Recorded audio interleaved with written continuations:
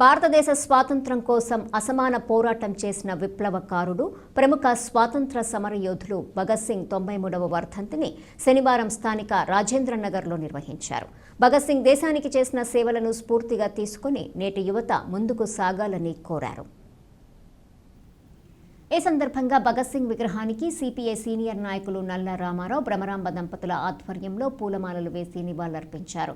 ఈ కార్యక్రమంలో పీఎంపీ జిల్లా అధ్యక్షుడు బల్లా శ్రీనివాసరావు పాల్గొని మాట్లాడుతూ స్వాతంత్ర్యం కోసం ప్రాణాలర్పించిన భగత్ సింగ్, రాజ్గురు, సుఖదేవులను స్మరించుకుని జయంతి, వర్ధంతిలను నిర్వహించడానికి భగత్ సింగ్ విగ్రహాన్ని ఏర్పాటు చేసిన నల్ల రామారావు, భ్రమరాంబ దంపతులు అభినందనీయులని అన్నారు.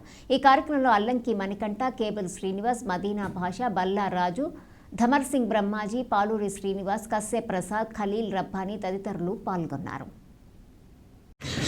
సర్దార్ భగత్ సింగ్, రాజ్గురు, సుఖదేవ్ వీరు దేశ స్వాతంత్ర సమరయోధులు, యువకులు ప్రాణత్యాగాలు చేశారు. దేని గురించి అంటే భారతదేశం స్వాతంత్రం కావాలి, ఈ స్వాతంత్రం ఫలాలు భారత ప్రజలు అనుభవించాలి, బ్రిటిష్ వాడు పోవాలని చెప్పేసి 23 ఏళ్ల వయసులోనే సర్దార్ భగత్ సింగ్ క్షమాపేక్ష కోరతానని తండ్రి అడిగినప్పటికి కూడా నాకు క్షమాపేక్ష అవసరం లేదు, నేను భారతదేశ ప్రజానికి గురించి అంకితం అవుతాను, ప్రాణాలు పోయినా పర్వాలేదు అని చెప్పి బ్రిటిష్ వాడిని క్షమాపేక్ష అడగకూడదని చెప్పి